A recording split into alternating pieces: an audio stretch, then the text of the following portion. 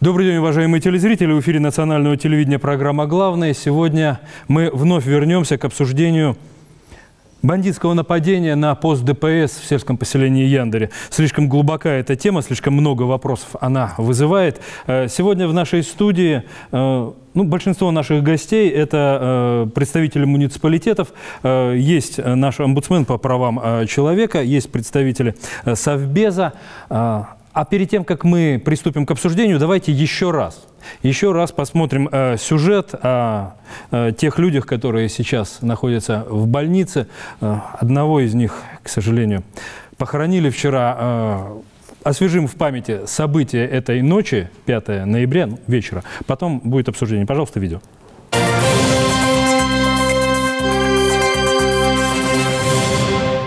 В воскресенье в 17:30 на посту ДПС в районе села Яндаре Назрановского района произошла перестрелка между сотрудниками полиции и бандитами, предпринявшими попытку скрытно приблизиться к посту и совершить нападение на сотрудников правопорядка. В настоящее время двое сотрудников правоохранительных органов, пострадавших в ходе нападения, находятся в реанимационном отделении. Это Ислам Гогиев и Алихан Гайсанов. Врачи оценивают их состояние как средней степени тяжести. Навестить пострадавших приехал Юнузбек Евкуров. Медики рассказали главе о состояние пациентов. Юнузбек Евкуров поручил Минздраву оказать высококвалифицированную медицинскую помощь и, если есть в этом необходимость, транспортировать больных в иногородние клиники. Давайте окажем помощь, посмотрим. Надо в Москву эвакуировать? Полностью все, помощь оказана, пока необходимости нет, Юнузбек Матвеевич, потому что все сделано. В принципе, все... Если что надо будет,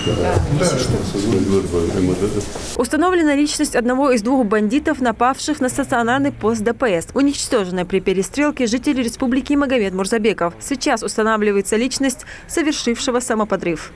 На месте перестрелки обнаружены оружие, боеприпасы и самодельное взрывное устройство, начиненное поражающими элементами. По предварительной информации, мощность бомбы, сработавшей во время взрыва на стационарном посту, составляла около 10 килограммов в тротиловом эквиваленте. На месте происшествия работают следователи. Проводятся необходимые оперативно-розыскные мероприятия.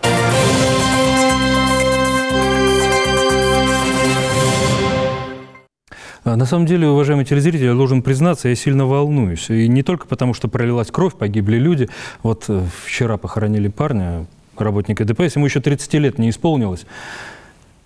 3 ребенка остались без отца. Но не только поэтому. На самом деле, вот 3 года назад, когда я приехал в республику, когда меня провожали вот из центральных областей России, мне все говорили: ну, ты едешь в Ингушетию, там же стреляют, там ужасы всякие творятся. Я приезжаю в Ингушетию, но на самом деле, по большому счету, мирная жизнь. Последние 2-3 года они вообще на самом деле хорошо прошли. Ну, были отдельные операции, задерживали кого-то, да. Но вот такого, чтобы вот опять взрывы, опять гибли люди в перестрелках, по большому счету республика начала забывать то, что вот было в начале 2000-х. И вот опять обратно. Откуда?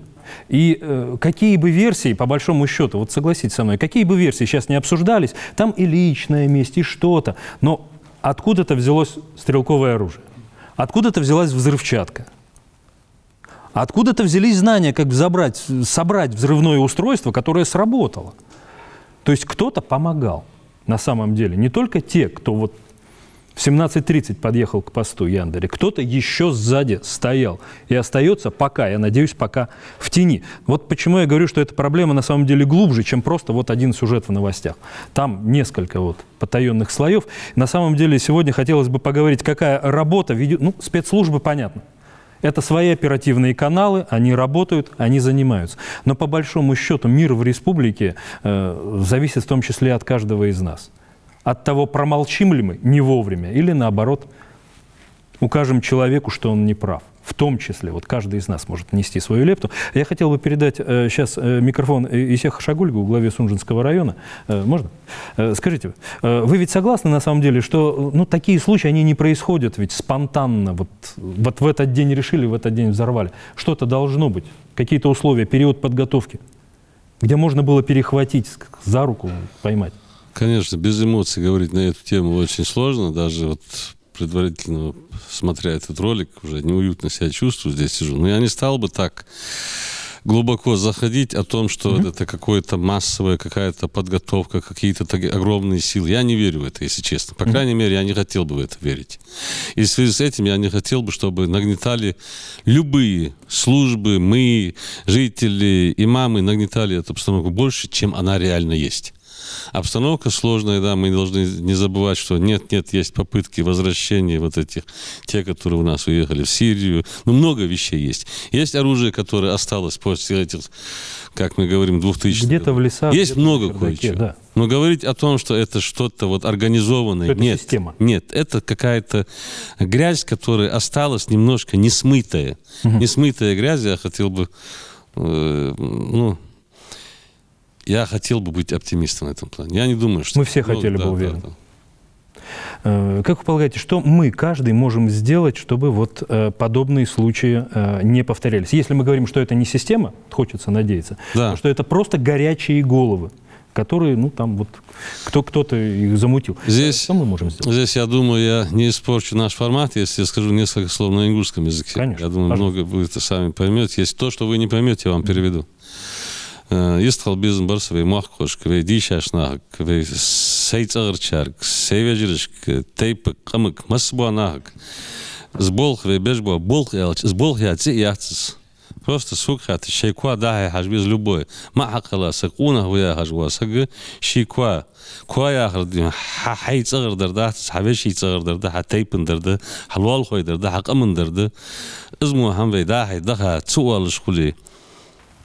تسمو همش سامك بين الرسول ده استغن تك دبها إيش كجينا صارق قد يرخيتشون والله أخيت صار ديغ نان قد يرخيتشون دقة بين شارم هتي دالجيش طول صار يقدرون تقبلني تبات لوز بيارج بات بين شارج بيدوتش دوتش بيرجي بي ناس سيدي زلشك لبوا كجيش ناك إيش قمال دش خنيا عرفت نجا سنك إزك سنيش نياقد بيمت إنسان خيتش بوا كجيش ناك أس في آخر فت خوك حال دوقة شار خوك حال تخديزل مديشو تعبيت حن خلش ديهم واش آخر نيس دل تخطي وقت الدشوان ياخ أس سيديزلش كياخ ويديزلش كياخ تعبيت حن خد ويدق خد اللي واه آخر واش تيجي اللي حنياق تخل بيز وياخ أس دال إيمان شحالش بالبل ويديزل نو حنستغن نيس دنر يوغتنا تماسوي أن تسخليت بيزن برس دات أنا خيتسونس تسوهوش طولبن حاقل شربان دال قل يقتانا дал тебе беркти хейлу.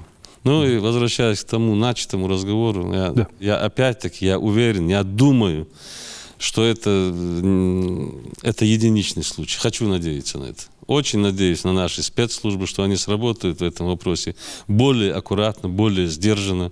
Им не привыкать к этой работе. У них есть большой опыт, у наших полицейских опыт есть, спецслужб опыт есть. Дай Бог им удачи. Мы всегда с ними, любой помощью, которой мы можем помочь, мы им поможем.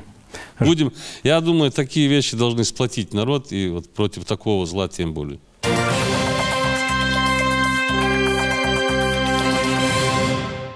По молодежи скажу, что при этом есть и та молодежь, которая там в комментариях считает их вот какими-то мстителями, якобы пошли отомстить. Я здесь тоже хотел бы подчеркнуть. Ну, знаете, у нас есть моменты, были, к сожалению, и будут, к сожалению, когда сотрудников правоохранительных органов, в том числе сотрудников органов власти, или к любому человеку предъявляются какие-то претензии.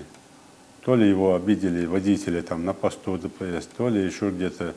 И люди идут туда разбираться, если оскорбили, по каким-то правилам.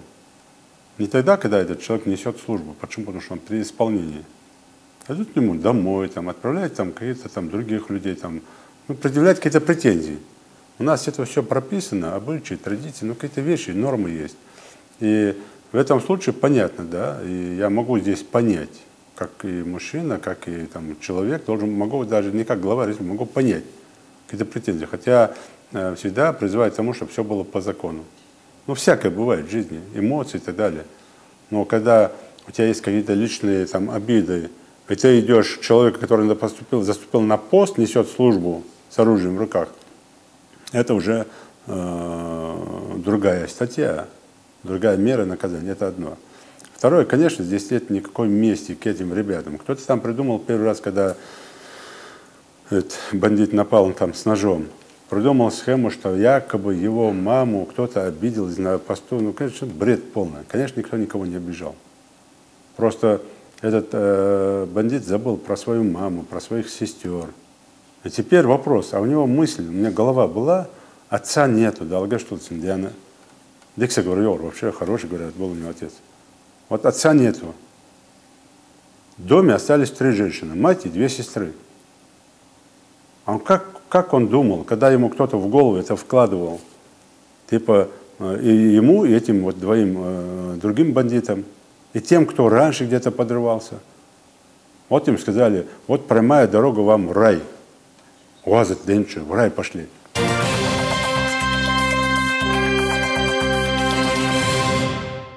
Джамбулат Аздуев, полномочный по правам человека. Ну, все-таки тяжело, конечно, вот так вот абстрагироваться, как вы сказали.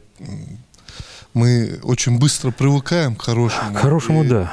Вот это такой звонок, который прозвенел, вот это нападение на пост ДПС, это такой звонок и такой символ, чтобы мы не расслаблялись. На самом деле, те, кто мир и мирное существование, это состояние, которое надо поддерживать, и за это надо бороться, как сказать. Каждый день бороться. Каждый день, да, каждый день.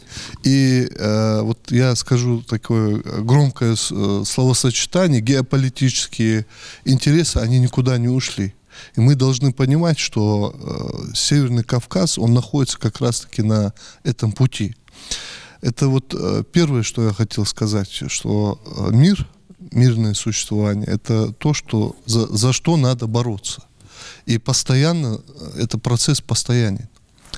Второе, то, что вот вы сейчас сказали, действительно у нас в республике создана система, даже не 1-2 органа, а целая система вот для тех людей, которые где-то оступились, которые где-то что-то совершили. Да. Уникальная система, ее в соседних республиках даже нет. Да. Сегодня у нас функционирует не только уполномоченный по правам человека в Республике Ингушетия.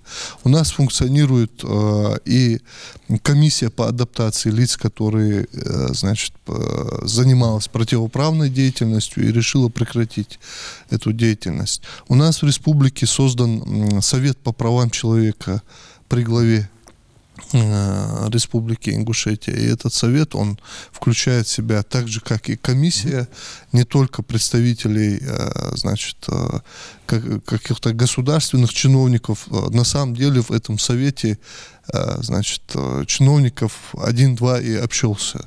В этом совете представлена общественность. А вот в комиссии по адаптации у нас целый блок, и силовой блок представлен, и парламент представлен, и духовенство представлено, и общественность представлена. Поэтому сомневаться в объективности и нежелании вот этих людей помочь тем особо. Они не ангажированы, да? Да, они не ангажированы, они действительно, вот имеется в виду вот эта система, она нацелена на помощь конкретному человеку, который оказался в трудной жизненной ситуации. Мы знаем, что любой может оказаться в этой ситуации. И вот очень важно, чтобы это окно возможностей, оно не закрывалось. И мало того, что вот не закрывается это окно, оно расширяется. То есть создаются дополнительные, значит, такие структуры, которые призваны помочь людям. То, что касается, несколько слов я сказал о правах человека. Да. Ведь раньше, вот в начале 2000-х, как вы сказали, мы ведь хорошо все помним, люди зачастую боялись, вот потемнеет на улице, выйти лишний раз. Все наши трассы, они были пустые вечером. В ночное время вообще никого не было. Сегодня мы живем, и никаких опасений у нас нет. И вот эти вещи тоже надо понимать. Ведь вот некоторые заявляли, что вот неправомерные действия правоохранительных органов толкают эту молодежь, значит, взрываться, там, стрелять и так далее. Но сегодня неправомерных действий мы практически и не видим. Есть единичные случаи, но с этими единичными случаями опять-таки мы видим, что значит, они фиксируются, и с этими случаями работают правоохранительные органы сами. И справедливость есть установлена. задержанные, и есть судебные процессы. Поэтому сейчас вот даже найти вот такое оправдание, что вот власть сама толкает эту молодежь к тому, чтобы она ушла в лес, даже этих оснований нет. Вот, и сегодня мы задаемся вопросом, почему вот это трудно переосмыслить, вот это Откуда? действие, когда человек бросает свою семью, значит, идет, убивает других, делает этих детей сиротами, эту женщину вдовой, оставляет своих детей, оставляет свою жену. Они ведь должны были давать себе отчет, что они просто так домой уже не вернутся. И вот непонятен мотив, Скрываться какая где-то придется, мотивация, да. вот чего добивается этот человек или эти люди. Вот, какая их конечная цель? Их цель убивать больше людей, но я сомневаюсь, хотя я не теолог, что это как-то хотя бы близко с исламом. Поэтому сегодня то, что и у нас в республике делается, и на федеральном уровне делается, вот я сказал, Совет по правам человека, вот у нас тесное взаимодействие с Федеральным советом по правам человека, и одно из важных направлений – это работа по пригородному району, работа с теми людьми, которые не могут вернуться в свои дома, работа с теми людьми, которые где-то в каких-то вопросах чувствуют себя дискриминированными на местах прежнего проживания, которые вернулись. Поэтому вот эта работа и в этом направлении у нас идет, и в этом направлении. Ну, я считаю, что все-таки мы все здравые люди, и мы должны объединиться и понять, что это такое, зачем это происходит и для чего это нужно. Нам это не нужно абсолютно. Вот кому это нужно? Вот. Хорошо. А если подойти к вопросу с другой стороны, вот опять же поговорим о молодежи, да? Для молодежи сейчас, ну, социальные лифты начинают работать, да? Есть возможность получать образование и в республике, и за ее пределами. Спорт, опять же, тоже как социальный лифт. А если по-другому немножко взглянуть, а чего не хватает молодежи, как вы думаете? Чего мы еще не дали, может быть? Безработица, понятно, это тоже общая тема. Но еще чего?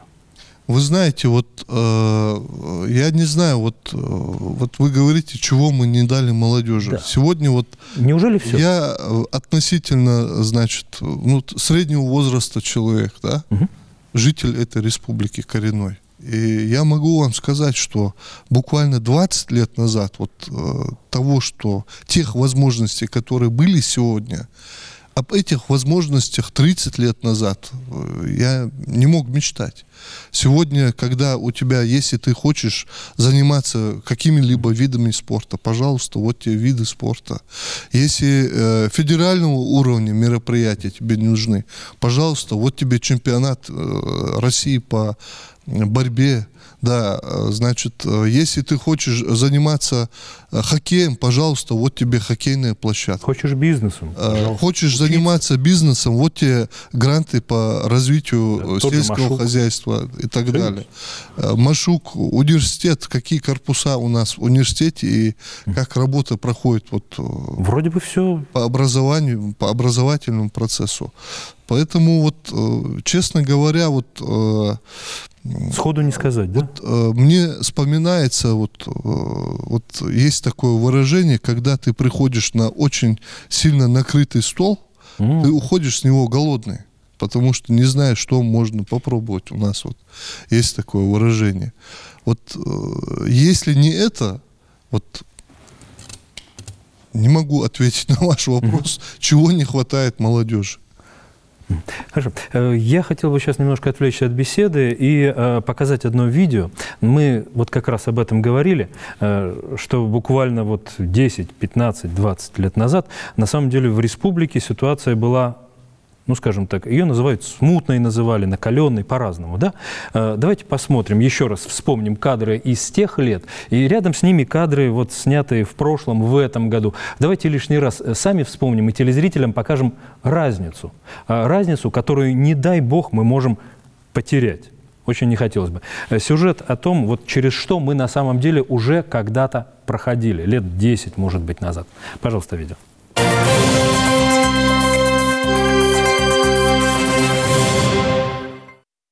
10-15 лет назад люди в Ингушетии мечтали не о новых дорогах или больницах, а о том, чтобы на улице, за их воротами, не грохотали выстрелы и взрывы. Начало 2000-х в Ингушетии было ознаменовано не только новым руководством, но и радикализацией общества. В памяти народа эти годы остались временем, когда любой мог погибнуть на улице просто от шальной пули. Теракты и перестрелки были обыденностью. Профессор Мавлат Гиреев-Загиев пережил 2 покушения на свою жизнь и, безусловно, знает цену мирной жизни. Невозможно было жить нормальной, общепринятой человеческой жизнью.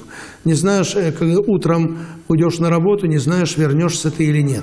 Все это не могло не привести к пробуксовке в регионе и социальной сферы, и экономики. Именно поэтому жители Ингушетии в 2008 году в один голос просили нового главу региона Юнузбека Евкурова об одном – сделать республику мирной.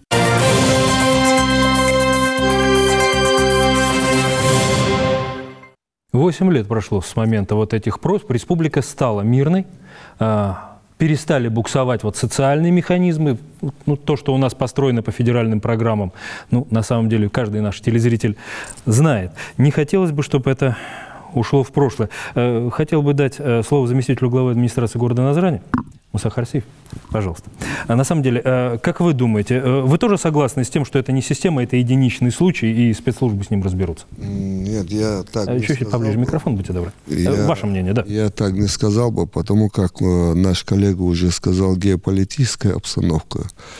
Опять же... Заинтересованных много в этом, да. Опять же, это не единичный, то есть не один человек пошел с подрывными действиями, а опять же группа лиц. То есть если бы это был бы конкретно одного человека вопрос, или же выяснение отношений, то я не думаю, что насмерть пошел бы второй вообще, даже не брат, не сват. Да. А это уже группа лиц. Как мы сейчас уже посмотрели вот сюжет, действительно, пару лет назад в Республике Ингушетия стала мирная жизнь. То есть дестабилизация обстановки абсолютно отошла на второй план. Особенно по сравнению с соседним Дагестаном, там вообще разница была. То есть если взять так вот по душу населения или же по уровню вот этих террористических актов, наибольшее количество, оно приходилось на Республику Ингушетия. Настолько они были частые, что население уже привыкало к этим взрывам автомобилей, то есть одиночных убийств, то есть этих террористических и экстремистских действий. Страшно подумать, как к этому Но с приходом к власти Юнузбека Бамадгиреевича и системно налаженной этой системой борьбы с терроризмом, с экстремизмом, спецслужб, нужно отметить особенное отношение спецслужб. Система заработала по-другому, да? Система заработала, колесо это, то есть закрутилось, и оно в очень быстром порядке разрешило этот вопрос. Наступила мирная жизнь, опять же, люди начали забывать.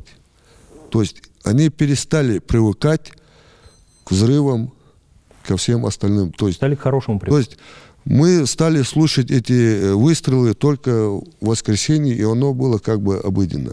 На свадьбах. Да, на свадьбах. В небо.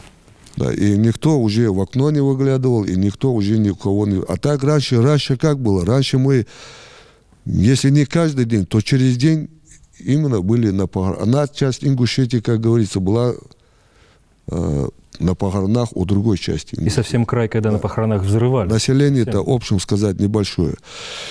И поэтому, если, опять же, у нас сейчас наш факт, который произошел вчера, 17:30, это факт двух сторон, то есть силовой структуры и, скажем так, ну, назовем это террористов. Опять оба молодые люди. И нападавшие молодые, и... Погибший сотрудник ДПС. Тоже молодой, которому жить да жить. То есть, что бы это казалось, личные отношения? Нет, я не думаю. 2 бомбы многовато для личных отношений. То есть, это четко отложено, системно. Они напали сначала одиночными выстрелами, а потом же, то есть, отвлекая сотрудников на нападение, то есть стрелковым оружием. Схема была. Была четко отложенная схема. То есть опять же начали работать на дестабилизацию. То есть возвращение к старой системе. Но откуда появляются вот эти террористы, скажем, эти экстремисты? Возможно, даже это те, которые ранее отбыли в Сирийскую республику, которые там получили навыки, но, как здесь заявляют в телевидении, как нам известно, 20 лет человеку. То есть ему не то, что там есть время отбыть куда-то, научиться этому и прийти. Это во сколько он должен был бы уехать? Да. Опять же, я думаю, это делается для дестабилизации. То есть есть какая-то системная, это опять вторая сторона. Кто-то должен научить сделать эту бомбу. Нет, кто-то стоял, кто-то запудрил им мозги, кто-то дал им в руки оружие. Да. Кто-то вот эту схему научил, как с какой стороны подходить, как отвлекать, чтобы кто-то успел дойти. Это нападение, я думаю, это системное нападение. То есть системное в каком отношении? То есть это обученные. Неважно, их профессионально обучили, непрофессионально обучили, но это обученные. Готовились, вы имеете в виду? Готовились. Они готовились, не спонтанно. Они готовились, возможно, и за пределами республики, скорее всего, даже и за пределами. Потому как этот вопрос у нас отношений других регионов, я думаю, стоит на высшем уровне, начиная там со школ, с вузов, с институтов. Везде идет профилактическая. Во всех муниципальных округах, городов, районов есть специально созданные программы. Профилактика терроризма, экстремизма. Противодействие профилактике терроризма и экстремизма. Выделяются средства, ведется агитационная работа. То есть, возможно, даже недоработка духовенства. Возможно, и такое возможно. Но я как... Но не в целом, а в конкретном случае вот с этим парнем. Какая-то часть доли в этом тоже, я думаю, есть и в отношении духовенства. Вот это лично мое мнение. А что мы можем тогда сделать? Чтобы на самом деле этих парней вот не ломали, не вкладывали им в голову свои идеи. Ну, вроде как уже обсуждали, все вроде есть. Но что-то мы упускаем. В отношении социального быта для молодежи, вот, спортивных вот, объектов и других клубов, я думаю, есть все. Есть все. Не хуже, чем в других регионах. Есть вузы, есть факультеты, есть технические учреждения, есть колледжи. То есть на любой уровень, слой населения у нас есть. Но если у молодого человека есть вопрос, ему есть куда достучаться за ответом. То есть в отношении государственного плана. Значит, есть вторая сторона. Вторая сторона, которая агитирует на подобные действия. Кто-то там в тени работает. В тени работает.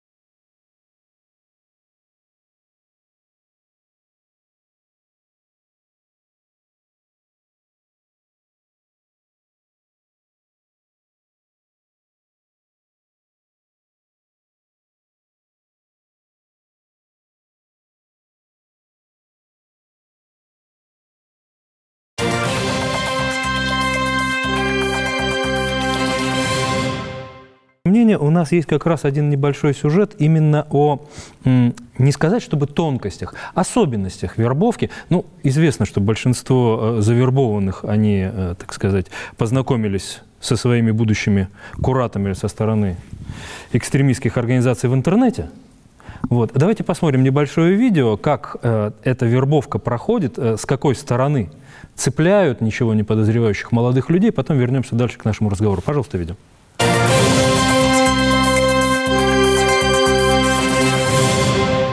Терроризм черпает свою силу в интернете.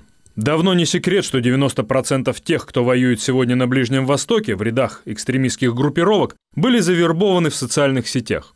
Это новый формат боевых действий, когда вместо оружия в ход идут компьютеры и мобильные телефоны. И зачастую слово вербовщика оказывается сильнее и здравого смысла, и сыновьего долга.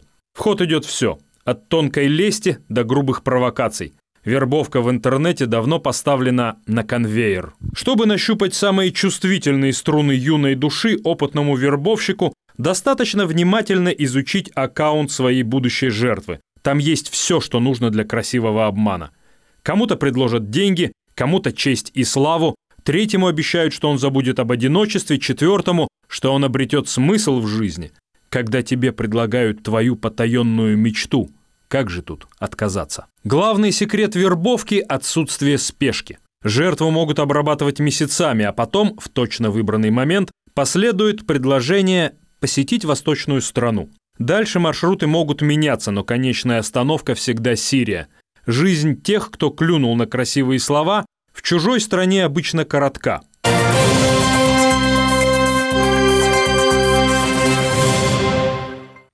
Сейчас у нас микрофон в руках Адама Хадзиева, начальника отдела по взаимодействию с правоохранительными органами Совета Безопасности Республики. Я полагаю, в этом сюжете для вас ничего нового нет, вы с этим работаете постоянно.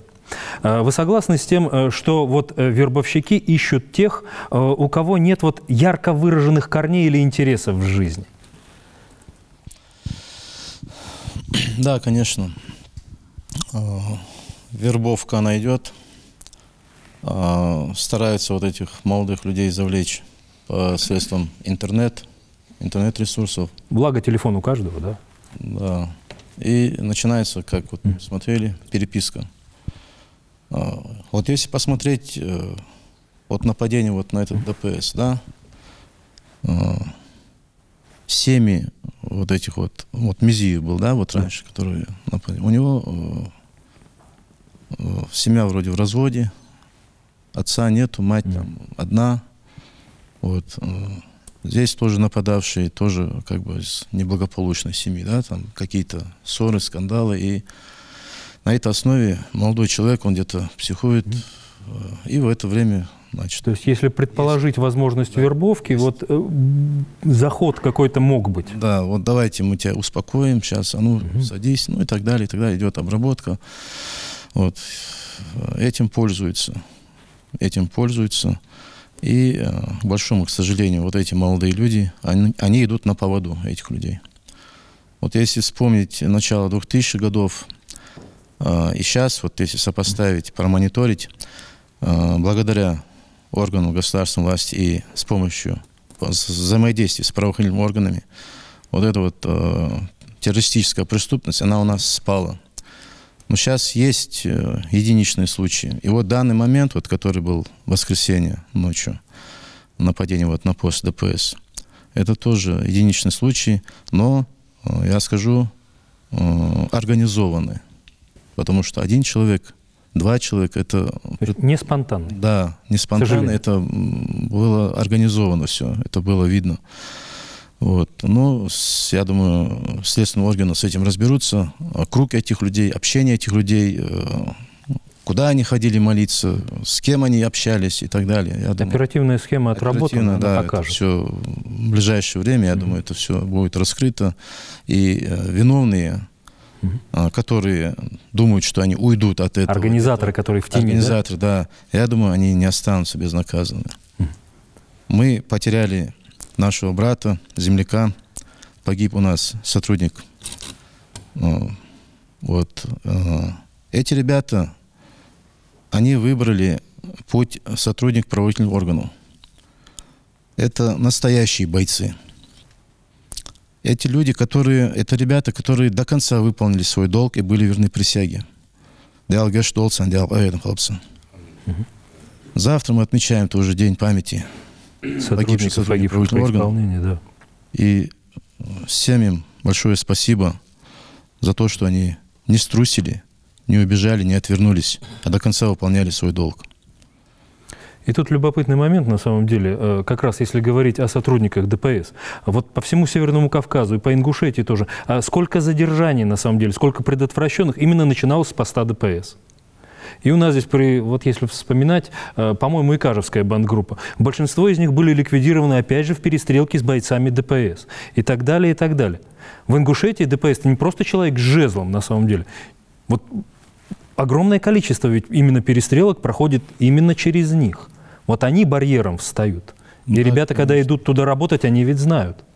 Они знают, очень запросто может быть, просто из проезжающей машины сколько раз было по ним стреляли. И вот, смелые ребята. И вот как вот в этом сейчас ролике мы смотрели, если вот эти вот не люди, я их назову, они идут ради славы, денег, то здесь уже обратная сторона.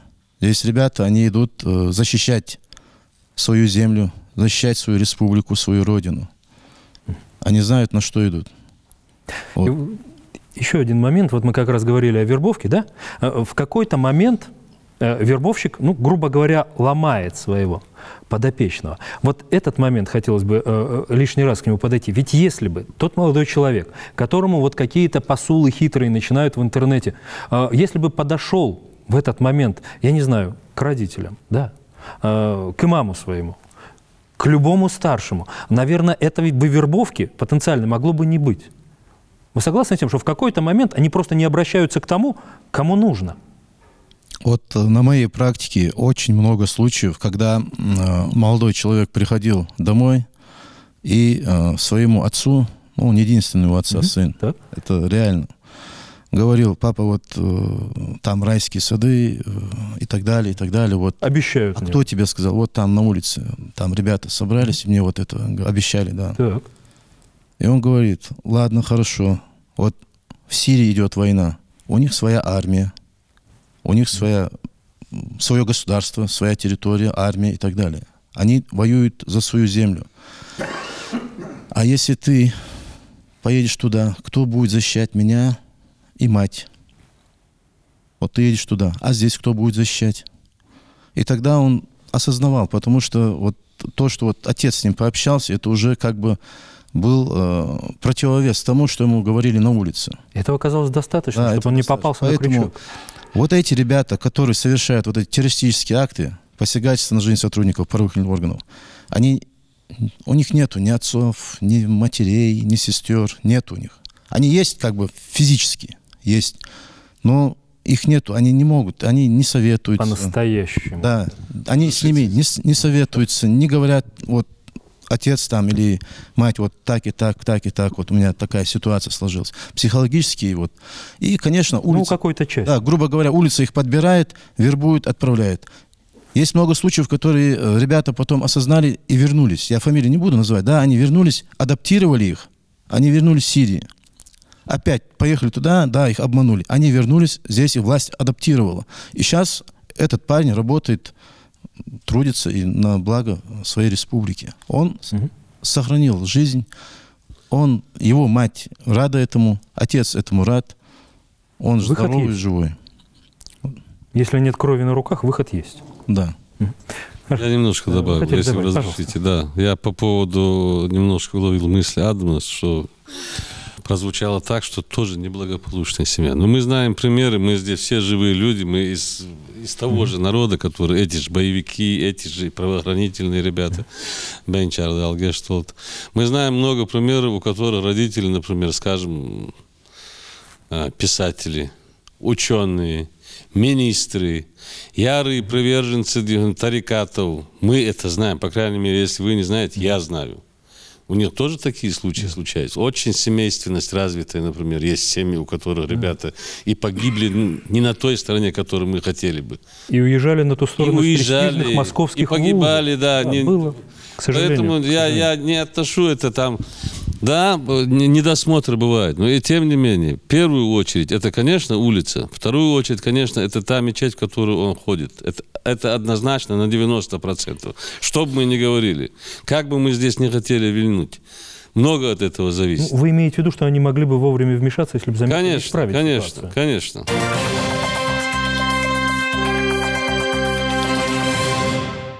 Если было бы духовенство, многие вещи можно было выправить. У нас, к сожалению, его и не было, духовенства.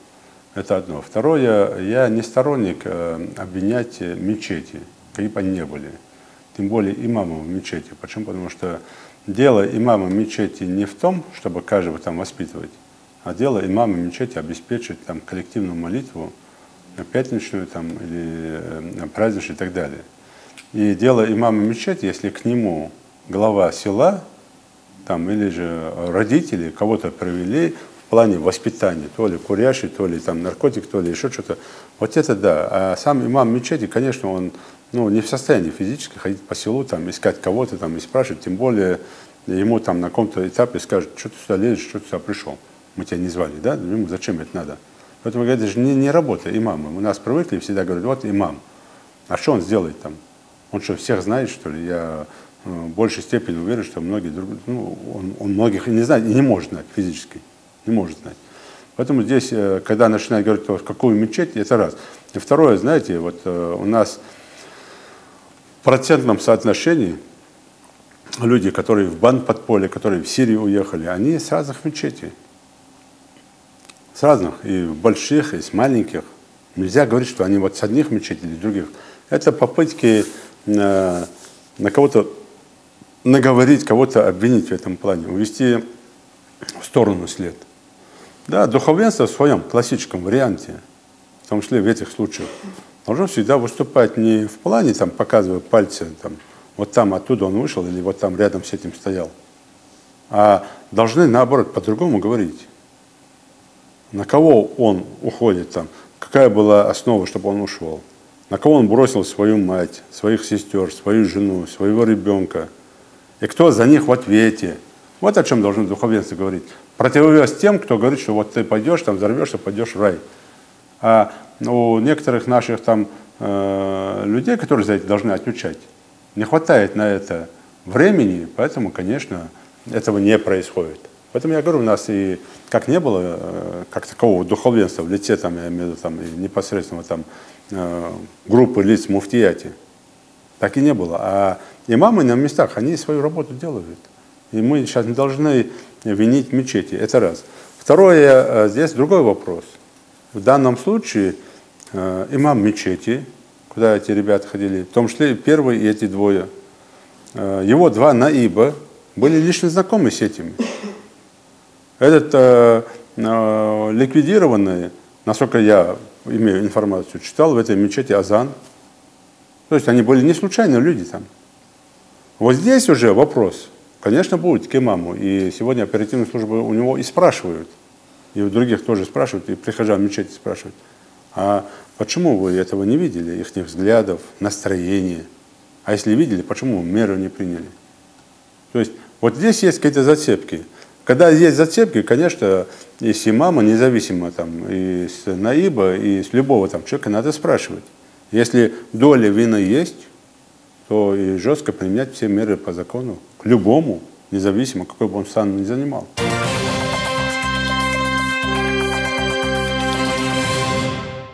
Шарфудин Мамилов, пожалуйста, вы что думаете? Ваше отношение вот к возможностям предотвратить подобные вещи? Потому что с преступниками, с организаторами оперативные службы работают. Рано или поздно они найдут. А что мы можем сделать, чтобы вот парни не брали в руки оружие? Для начала я бы хотел выразить соболезнования семьям погибших сотрудников. Вот мы несколько раз ставили вопрос о том, что еще не хватает, да, или что мы могли бы сделать для нашей молодежи. Вы знаете, у меня такое мнение сложилось, что все, что можно и нельзя, уже сделали, а вот семья внутри, почему-то семья как-то отдалилась от своих детей. Мы все это возложили на плечи главы республики, главы администрации, директора школы, зауча, учителя. А семья почему-то считает, что они там никакого влияния или отношения не имеют. Вот для меня эта позиция семейная непонятна. У меня у самого 9 детей, и я знаю каждого ребенка телефон, у каждого ребенка где, когда, сколько. И любой отец, любой родитель, мать должны знать, кто, чем, где занимается. Потому что другого быть не может. Порядок начинается в семье. Если его в семье нет, то его нигде не будет. И поэтому я бы хотел обратиться ко всем родителям. Это школа, это ребенок, это независимо, там ему 4 года, 5 лет, 10 лет, 15 лет. Интересы зарождаются в утробе матери у ребенка. И поэтому мы должны на этом этапе отслеживать. Государство делает свою работу, строятся и хоккейные, и ледовые дворцы, и все что угодно, и спортивные комплексы. Сегодня у нас, наверное, в городе нету двора, где бы не стояла там спортивная площадка, где бы не стояла детская площадка. То есть это все делается, но семья потихонечку почему-то отстраняется. Почему? Не знаю. Вот это, кстати, очень серьезный вопрос. Родители сами каждый... больше в интернете, чем Вы с знаете, детьми. родители тоже сегодня думают, что все-таки все это воспитание должно быть возложено на государство, на власть. Этого не будет. Ни один чиновник не придет в дом и не будет воспитывать ребенка. Сегодня любые правонарушения, это начинается в семье, где позволительно, ребенку позволяют сперва где-то соседу разбить стекло, потом, извините, камень бросить ему в спину или еще чего-то. Это все начинается с этого. Это начинается с того, что мы позволяем своим детям без водительских удостоверений ездить на машине. Мы позволяем вести себя хамски по отношению к старшему населению. Отсюда все начинается.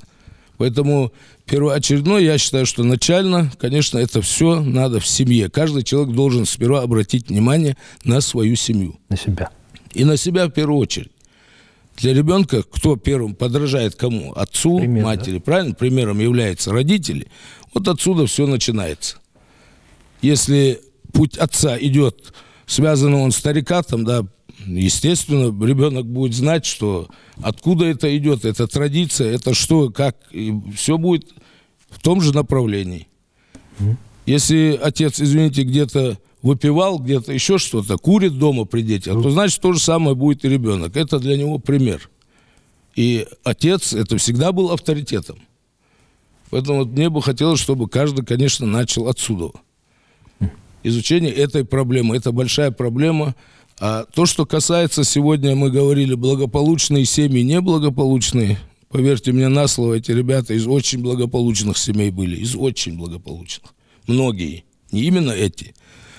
Поэтому здесь, конечно, подход должен быть изнутри семьи, а потом уже все остальное. Считаю, что государство от себя, то, что положено, это все сделано. Это построены новые школы. У нас сегодня, просто колоссальный рывок мы дали в медицине, в образовании. Сегодня не надо никуда уезжать. У нас свои вузы есть. Люди к нам готовы ездить, учиться, получать знания.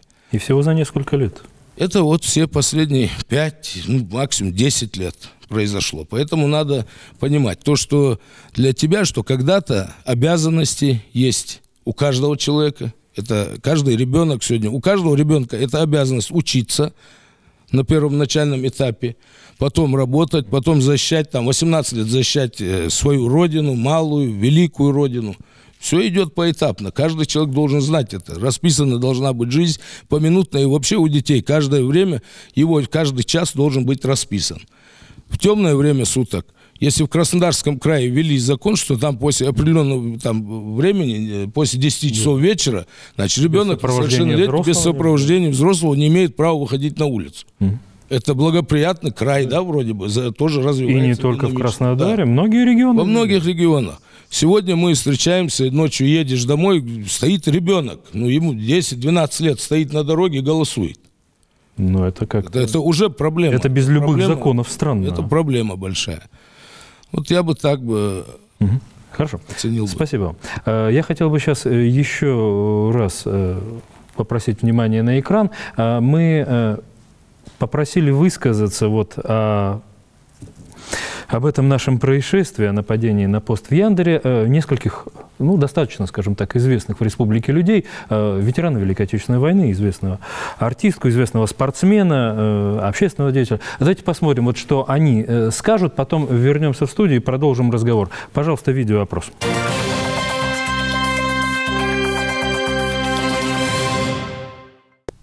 Мам дикхан даст никогда. Дигдер дикхан мудр мухан. Мудр халчечек нахан ухдер. Шин мылваш цыган ухдус мудр. Дал дигдер долдуинг. Дал дигдер байдул винаха. Винах. Чё? Как сказать, молодежи хотелось бы обратиться с призывом не поддаваться на провокации различные, быть бдительными, не контактировать с нежелательными людьми, беречь себя в социальных сетях, беречь своих близких, потому что данная акция не может быть спланирована одними людьми. Эта акция спланирована именно теми людьми, которые заинтересованы в том, чтобы дестабилизировать обстановку в республике, в стране, которые несут в себе угрозу для всего общества. Поэтому хотелось бы призвать молодежь быть бдительными и не поддаваться ни на какие лозунги и провокации. Это очень печально, и хочется призвать молодых людей не искать геройства в каких-то далеких странах или на том свете. Геройство здесь, геройство уметь жить, геройство уметь быть полезным для своей семьи, для своего дома, для своей страны, для своей республики, для своего отца, матери. Вот это настоящий подвиг и настоящее геройство. Мне обидно, что на нашей территории, нашей республики такие происшествия бывают. Бейнчандал, Гештолт, Лосбиачандал, Моршеволт. Я хотел бы обратиться к молодежи нашей республики и вообще ко всем жителям нашей республики, сделать все для того, чтобы такие случаи у нас не происходили. У нас и так маленькая республика, мы должны быть сплоченнее, мы все друг другу братья. Нельзя относиться друг к другу как к врагам.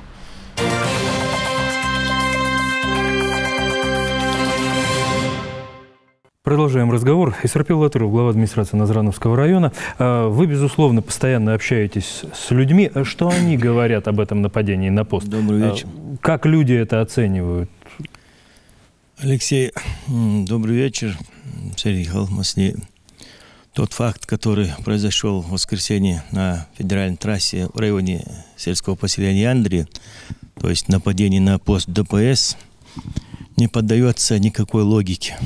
Люди не могут понять, зачем? Понять и представить, как это возможно.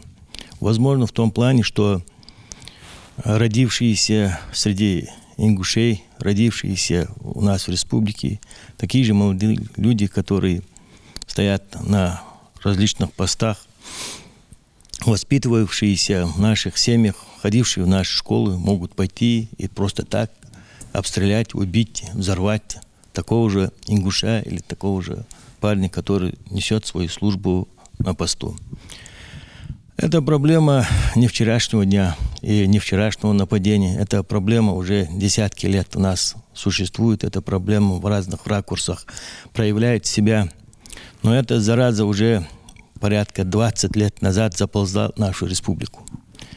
И сегодня, если вдаваться в историю нашу, да, у нас проблема, семейные проблемы, проблемы с молодежью наших стариков, наших предков не было же.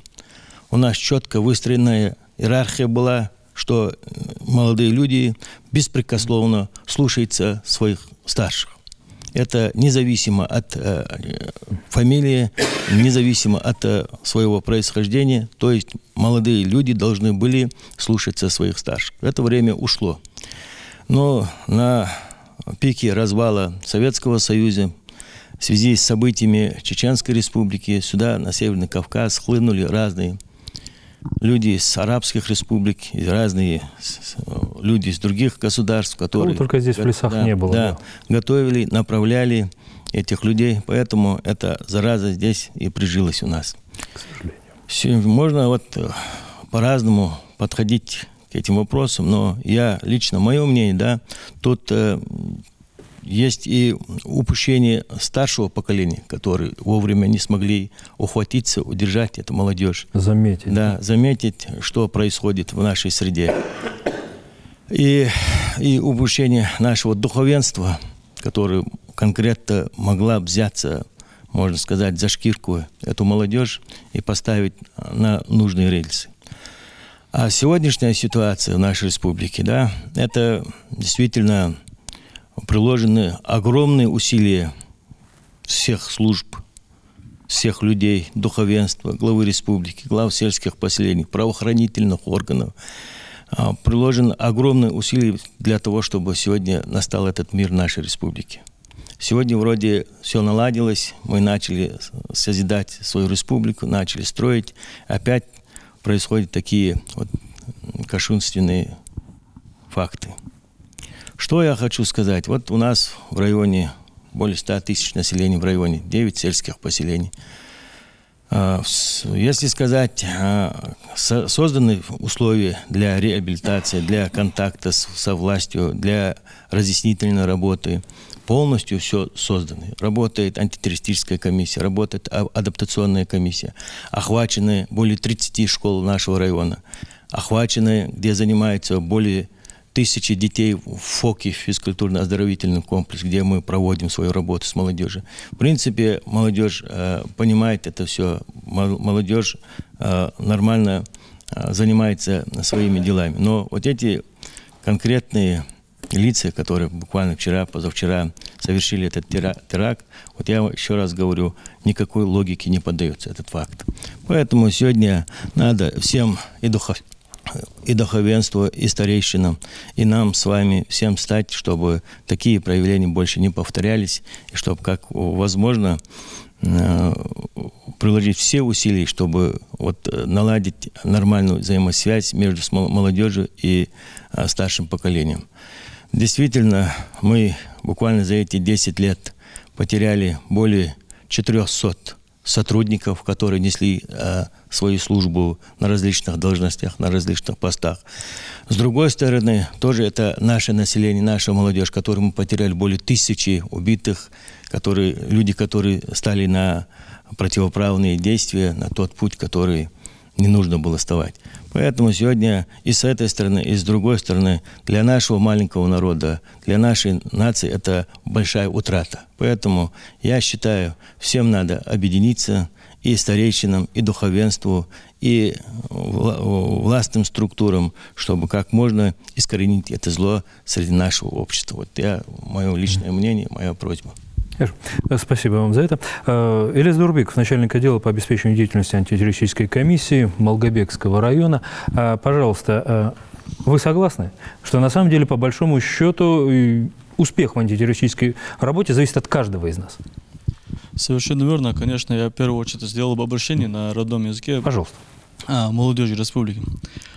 Среди Галмасара Вашах это дал Беркет долды, Бенчан дал Гаштолт, дал Маршал Олд, он хочет تغنى ويحتحش كتحرة يال ورشرة وحيتاج تها أستابول بكيجنا خد قش ديان تقى بخشوا جان تقى إتشر دقاتش بول بكيجنا خن أزل حنياش دا كيجنا حقيقة درجة ده هم ووشي كرسلة تديقش ووشي بتعة تديقش ووشي وحبيسلة تديقش ووشي منافق تديقش ودنيا مليوج أرجع ووشي تديقش ويقوم من كيجنا حداوي ده حاجة ده تهان وباقة كان مخوص وتخون خاص تخوكي عشان خاص تنخم خاص تخون ملا خم بوز يا شو غلغة وج وقونا شنو تصلبا قبول بخم خبات غلغة قونا شنو شي فلاجي شي جيمي شي государственность تخلي آخر تصلبا قالوج ده نعمته غلغة زمسك قواتش دات تغنى نعمتك تقواتش ويدي بين دبينب дукку дуажды же, их она кам хахалдалар, она государство халилар,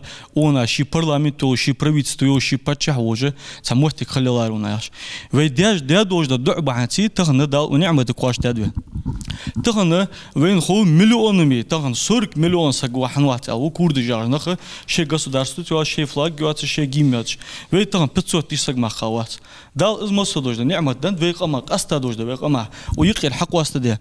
Цикама Цендалвин данжда нямата хамбуш бат кегина астабой бекегина хамбуш хулиже нагасана воуши таган векерслет декаже вой бабуш халыч лизик ве милыш халыч таган кегшна хайык держа дожда хамдас бака чар ве сицедеш халыч цагыр деги ненги ладух дизыц фунях де вожва арби вот интернет чхойоқыш о яхар хажиляш أي أو يا آخر صح جا حيتغر حيت يرتوج إمام سوى حجل ماجي إز إمام عود سكنية وميقش ناخا وميق ويتغنى إز دي بولج ووت داولج دوت تقن دولج إز دي بولج عالم له بو وميق ملو دوج ده حمد خياتش ده جوب حدل يشوش وي عالم له خاطت إنترنت أشي على إنترنت حيهم حياة ملو وجه زامسكو تغنى زغلغة مثل حدو تالش باقش ناخا قيت الدولش تغنى دوحول كيجش ناخ ودق دنينا دق مريبريات واشا دخلت كيجش ناخ ثاني سو كيجش ناخ تحول وزعمسو وحلوش دو خاطر ادم سيا وقوات ازمس تامش خاطر حلوش ادم سيا وقوات ازمس تامش خاطر حلوش تحول وزعمسو وقم ثاني لرخم واتش وقم ثاني لرخم خبي تغنى شي واقع وسغا يخي قميتلا تغنوي قما دقه خزوقش دش جنرجش دوش قميتلا بول بجواش اوشش قميتلا دوش دق واقع وسق بعجوينش ده حسنيخ كورتشي بيلا داي تو دي حلقه تغن حق لرخم باتي باقشنا ثاني ويل باقشنا ثاني دبانش بول لرخم باتي تغن ودن تحت قاشات ان خدسو ويقم ويت باقشنا ثاني لرخم بليل بيزش تيبا ويداج ليل باش تيبا تسليل بوي يقم دالوين دنج ده نعمه ادواخ دوي دال ويندنج نعمة مدواخل دويت نعمة دالت نعمة مدواخل دوي حنا لشة تغن دواخ نعمة تس تغن ووش كرس لتديخ ووش بدعة تديخ ودنيا تملوج ترج ووش تيخ شوي إزوانيق عديان ديان ويسك تغن أبوح كشر حدوش دق سجون أوجاش ده حماق أزملا ورده وخوش خلص روح حنا لشة إز نقش ماندي برج قادر برج إز وال ورتلوش شيل دق بيز خلر بحندوش شو دوخ إزوج عاش نقطة ثانية الله يوجد قرقلو السجون أوجاش ده مخا إزملا ورده وش خلص روح بريجش تسمعش عن بيتش خنب حتى وتحشرت مخا يا حمد لله ده في قام نقي بقول كيجش ناق درس بقول ويميخ باخش بوج بعالم ناخا ودنيا تلامس بسم الله عديش سخوج وش سجو وقو وج عالم سجا كرسل دول بتشحاب تغنى بتشحا إماما يرتيانا ودنيا موج سجا ترجت يخوي قان سجا يواتج تت إيلاش تها دل حلش جبت المديزي بيتلحمنا تغن إنترنت حيخ مش حي بيش باشرك الدرس قان قيمتنا دال حي قحتاش تها متشحر بين بروح حيخ ميالش إنترنت خوج يحصل قان قيمتنا أوش حي تصبر هذا حيخ ما حيدا أخرج ماجدكي حي بولج بولج حيدا أخرج ماجدكي أخ أنا درس كيجش ناهك الدرس قستا كيجش ناهك الدرس بقول ووش ترجع تميخيته ووش تعش خليت وين الدرس دالش بس خموج الله دقدر دود وقمنا وين يقر فتنة داد وقلت وين أول وقت دوج فتنة دات وين حسن دان داتر وين ملوي دات عدي غيرتي هم حسن يا حسن وي حسن دان دات ونا يرملدوق نعم ونا ملدوق فتنة ده حسن دان دات وي نو حسن ديالري تاخد دان خدسون وي حنزا اون ثاني وديديج دو حمو نيس دات سوته да дигдер долден последующее я сказал бы, Алексей, вот именно упущение молодежи, это террористом человек не становится сразу. Он, в первую очередь, его надо завербовать. И нам необходимо сегодня глобальная проблема 21 века – это идеология терроризма. Идеология терроризма. Нам необходимо всем вместе сплоченно бороться с идеологией терроризма. Вот это я так считаю. Если мы будем бороться, если мы будем работать на опережение, конечно, этот человек не станет террористом. Нам необходимо в обязательном порядке грамотно, четко и спланированно подходить именно по противодействию идеологиям надо заниматься. Позвольте передать микрофон Мустафа Евлоев, помощник главы администрации города Магаса. Магас – город молодой, но традиции в нем ведь тоже чтут. Конечно. За верность традиции, вот скажите, пожалуйста, что вы думаете? Ну, я бы... Ведь тоже один из корней решения проблемы наверняка лежит там. Ну, я считаю, это в первую очередь. И я считаю, чтобы не было вот таких преступлений, таких вылазок, все идет как бы от единства. Когда у нас будет единство, братство, будет уважение к старшим, будем чтить мы все наши традиции, которые нам передавались нашими родителями, отцами, дедушками. И я считаю, что все идет из этого. И все в курсе, все знают, что у нас как бы духовенство должно на это обращать очень огромное внимание.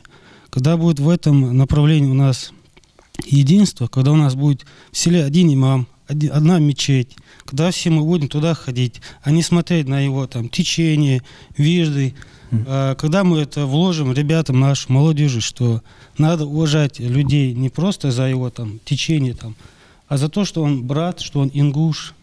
Вот я считаю, что надо на это больше всего обращать внимание. К сожалению, наше время в эфире подошло к концу, и единственное, что на самом деле можно добавить в конце, это не забывать о том, что на самом деле мир в республике зависит от каждого из нас. Напрямую ли, косвенно ли, но на самом деле нам в этой республике жить, и поэтому каждый из нас безусловно заинтересован, чтобы он жил в мирной республике, в процветающей. Давайте делать так, чтобы не было потом мучительно больно, потому что нам здесь жить. Всего вам доброго, уважаемые телезрители. Не переключайтесь, оставайтесь на Национальном.